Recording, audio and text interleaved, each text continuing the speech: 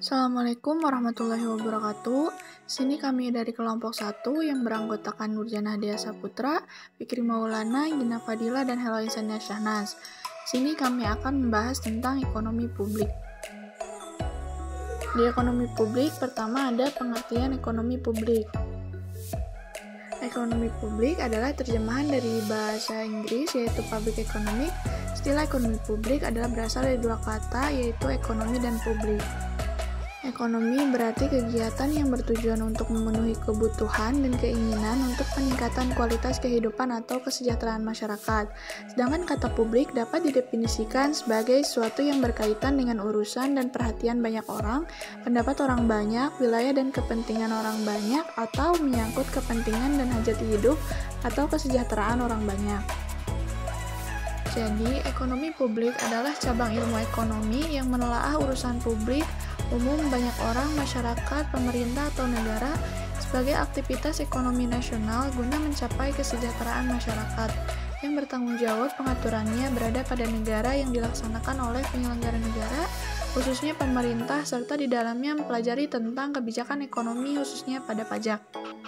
Kemudian yang kedua ada landasan ekonomi publik. Landasan dalam ilmu ekonomi publik diantaranya yang pertama yaitu masalah kunci dalam perekonomian adalah masalah mikroekonomi dan makroekonomi. Kemudian yang kedua, sistem perekonomian suatu negara berkaitan dengan siapa pelaku ekonomi, baik itu pemerintah atau bukan, serta bagaimana keputusan ekonomi diambil, apakah melalui perencanaan terpusat atau mekanisme harga. Kemudian yang ketiga yaitu pandangan-pandangan tentang peran pemerintah dalam perekonomian. Dewasa ini semakin konvergen atau cenderung mendekat satu terhadap yang lainnya. Kemudian yang keempat, pendekatan ilmiah menjamin kesimpulan yang ditarik dari suatu analisis yang bersifat sahih. Yang ketiga, ada fungsi ekonomi publik. Terdapat 3 fungsi pokok dalam ekonomi publik, diantaranya yang pertama, fungsi alokasi, fungsi distribusi, dan fungsi stabilisasi. Kewenangan ekonomi yang paling utama dan memperoleh porsi yang terbesar bagi pemerintah daerah adalah fungsi alokasi. Hal ini karena sangat terkait erat dengan barang-barang publik yang nilainya sangat besar. Kemudian yang kedua, fungsi distribusi. Dalam fungsi ekonomi, pemerintah adalah sangat terkait erat dengan pemerintahan kesejahteraan bagi penduduk di daerah yang bersangkutan dan terdistribusi secara proporsional dengan pengertian bahwa daerah yang satu dikemungkinkan tidak sama tingkat kesejahteraannya dengan daerah yang lainnya, karena akan sangat dipengaruhi oleh keberadaan dan kemampuan daerah masing-masing. Yang ketiga yaitu fungsi stabilisasi. Fungsi ini dimaksudkan untuk menciptakan stabilitas ekonomi suatu negara. Fungsi stabilisasi ini berkaitan erat dengan fungsi mengatur variabel ekonomi makro dengan instrumen kebijakan moneter dan kebijakan fiskal. Jadi di antara ketiga fungsi ekonomi pemerintahan, fungsi stabilisasi ini merupakan yang paling kecil kewenangan dan kedudukannya terhadap peran pemerintah daerah dan bahkan hampir tidak mendapat bagian untuk berperan dalam fungsi stabilisasi ini. Kemudian yang keempat ada kegagalan pasar. Kegagalan pasar terjadi ketika mekanisme pasar tidak dapat berfungsi secara efisien atau gagal mengalokasikan sumber daya dan atau sumber ekonomi yang ada dalam masyarakat.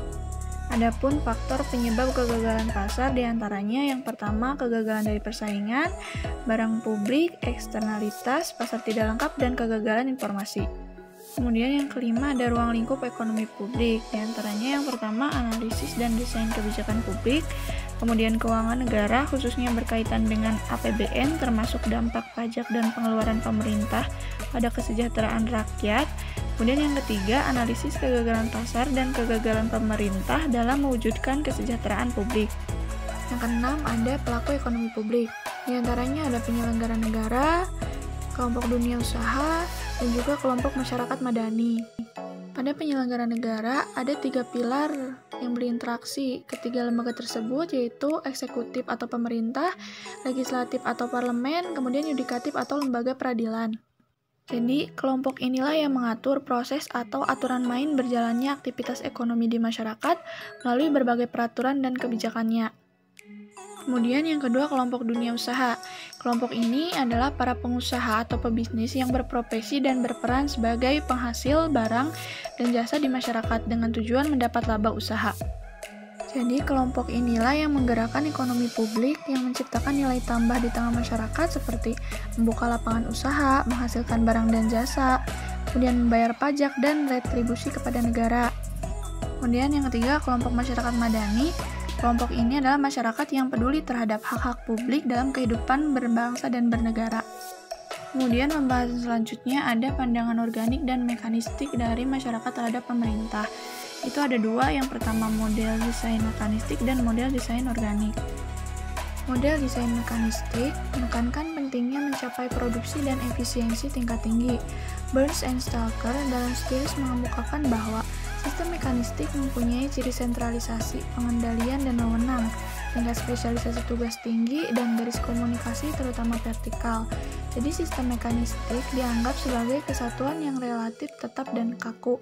Dari penjelasan di atas, maka dapat dipahami bahwa model mekanistik sangat efisien karena karakteristik strukturnya. Henry Fayol yang mengajukan sejumlah prinsip yang berkaitan dengan fungsi pimpinan untuk mengorganisasi, dan 4 diantaranya berhubungan dengan pemahaman model mekanistik, yaitu pertama, prinsip spesialisasi, yaitu merupakan sarana terbaik untuk mendayagunakan tenaga individu dan kelompok. Kemudian kedua, prinsip kesatuan arah, yaitu semua pekerjaan harus dikelompokkan berdasarkan keahlian. Kemudian prinsip wewenang dan tanggung jawab, yaitu manajer harus mendapat pendelegasian wewenang yang cukup untuk melaksanakan tanggung jawab yang dibebankan kepadanya. Kemudian prinsip rantai skala, yaitu hasil alami dari pelaksanaan ketiga prinsip sebelumnya adalah rantai tingkatan manajer dari peringkat wewenang paling tinggi sampai dengan peringkat paling rendah. Yang kedua ada model desain organik. Menurut Henry Fayol, model organik menekankan pada pentingnya mencapai keadaptasian dan perkembangan tingkat tinggi. Desain organisasi ini kurang mengandalkan peraturan dan prosedur, wewenang yang didesentralisasikan atau spesialisasi yang tinggi. Burns and Stalker dalam Steers mengemukakan bahwa sistem organik biasanya memperlihatkan tingkat saling ketergantungan tugas yang lebih tinggi, desentralisasi pengendalian dan wewenang lebih besar, dan komunikasi yang lebih horizontal. Jadi, sistem organik dipandang lebih luas dan mampu menyesuaikan diri. Desain organik yang menimbulkan rasa berharga dan motivasi serta mempermudah keluasan dan keadaptasian memiliki karakteristik sebagai berikut, yaitu yang pertama, desain itu relatif sederhana karena tidak memerlukan spesialisasi melainkan menekankan pada peningkatan cakupan pekerjaan. Kemudian yang kedua, desain itu relatif didesentralisasikan karena menekankan pendelegasian wewenang dan peningkatan kedalaman pekerjaan. Kemudian yang ketiga, relatif formal sebab menekankan produk dan pelanggan sebagai dasar departemensi. Kemudian yang ketiga ada perbedaan model desain mekanistik dengan model desain organik. Perbedaan yang paling mencolok antara kedua model itu berasal dari kriteria keefektifan yang berbeda yang ingin diusahakan sebesar-besarnya oleh masing-masing model. Jika model mekanistik berusaha untuk mencapai efisiensi dan produksi secara maksimum, maka model organik berusaha untuk mencapai keluasan dan keadaptasian yang maksimum. Organisasi organik bersifat luas dan dapat beradaptasi dengan tuntutan perubahan lingkungan karena desain organisasinya mendorong untuk lebih mendayagunakan potensi manusia. Berikut perbedaan model desain mekanistik dan desain organik, lebih lengkapnya teman-teman bisa amati terlebih dahulu.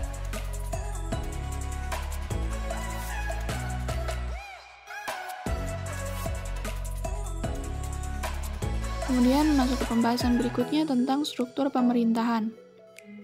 Menurut Riswanda tahun 98, dalam kailan makna reformasi secara etimologis dari kata reformation dengan akar kata reform yang secara semantik bermakna make or become better by removing or purging right what is bad or wrong.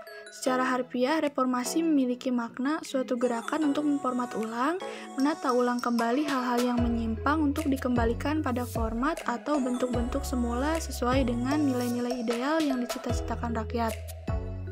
Kemudian, periodisasi perubahan pemerintahan yang berlangsung di Indonesia terjadi secara mendasar sejak digulirkannya reformasi tahun 1998 dengan ditandai lengsernya rezim Soeharto yang telah berkuasa selama 32 tahun.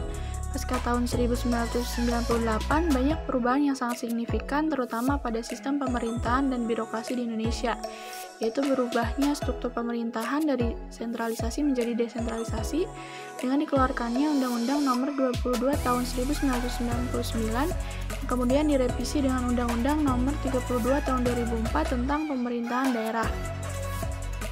Kemudian pembahasan selanjutnya ada konsep ukuran besar kecilnya suatu pemerintah dari sisi ekonomi. Ukuran besar kecilnya suatu pemerintah dapat dilihat dari kegiatan pemerintah, dapat dilihat dari seberapa besar ukuran sektor publiknya, dan suatu indikator yang mudah digunakan yaitu seberapa besar ukuran pengeluaran publik relatif terhadap total perekonomian. Pemerintah meningkatkan pendapatan untuk membayar seluruh pengeluaran melalui beberapa macam pajak, dan apabila terjadi defisit tersebut akan dibiayai melalui pinjaman. Dalam perekonomian, yaitu berfungsi sebagai stabilisasi, yaitu fungsi pemerintah dalam menciptakan kestabilan ekonomi.